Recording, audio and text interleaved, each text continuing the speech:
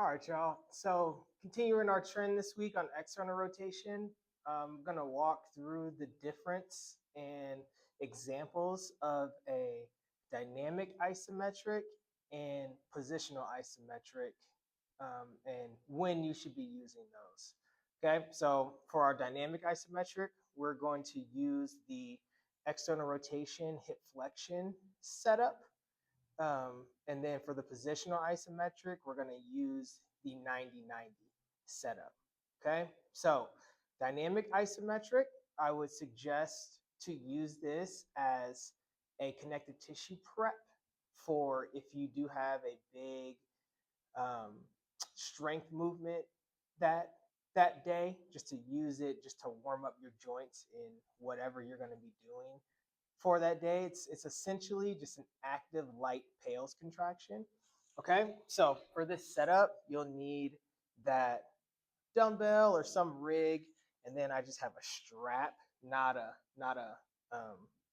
band here, because you ideally want something that's not going to move. Okay, so we use that same setup we did for external rotation. Okay, so we're just going to go through one side. So I have that strap right around my foot, and then I'm going to pull myself into my max external rotation. Okay, so here I feel a nice stretch right here in my glute. And now I'm going to go about anywhere from 20 to 40% max effort pales. Okay, so if I'm starting in my in range, I'm driving my knee down and rotating into the band or whatever you're using till you get that nice contraction here.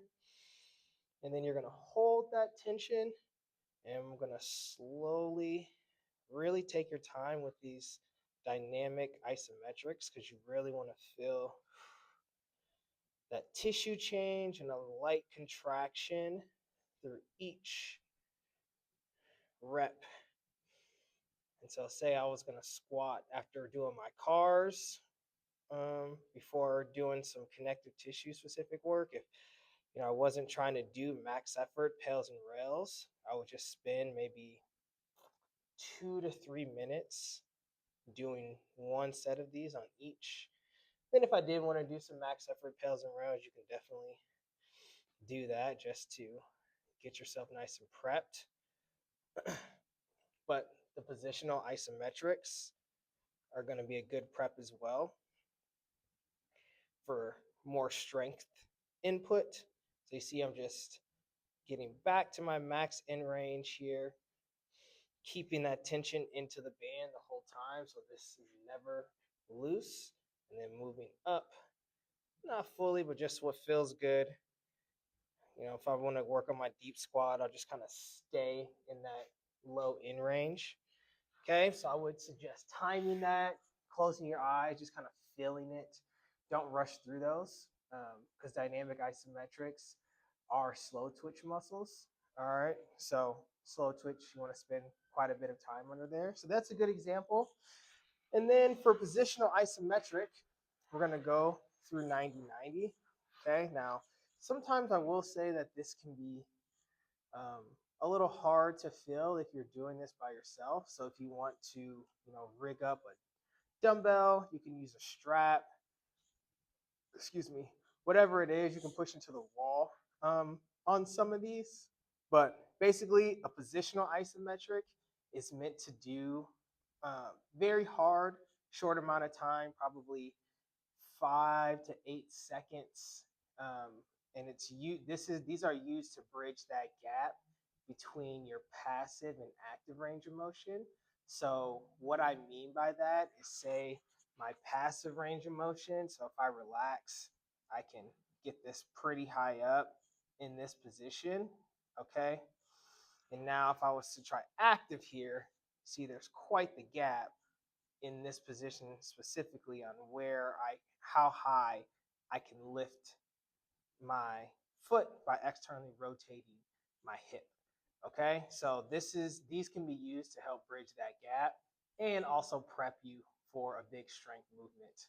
Okay, so beauty about these is that every place that you do it, so say this is your in range, every position leading up out of your in range in this is going to stress a different line of tissue.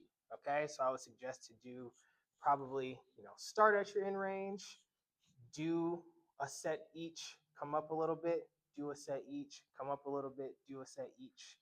And that way you're trying to get strength through your entire range of motion rather than just in one line of tissue.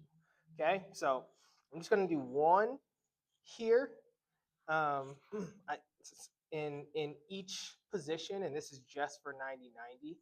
Okay, so I'm just going to use my own hand. Like I said, you can rig something up, use uh, some feedback from somewhere else. And if you guys do, I'm going to show it a little different. Just let me know. Okay, but I'm gonna ramp relatively quickly, probably 3 seconds on each one. So this first one, I'm trying to pull my foot back, and I'm not gonna let myself. So it'll look just like this. I'll inhale, brace, and I'm kicking straight out, and then I'm gonna hold that tension. 3, 2, 1. Slowly relax. So I was just trying to kick forward. My hand was not letting me.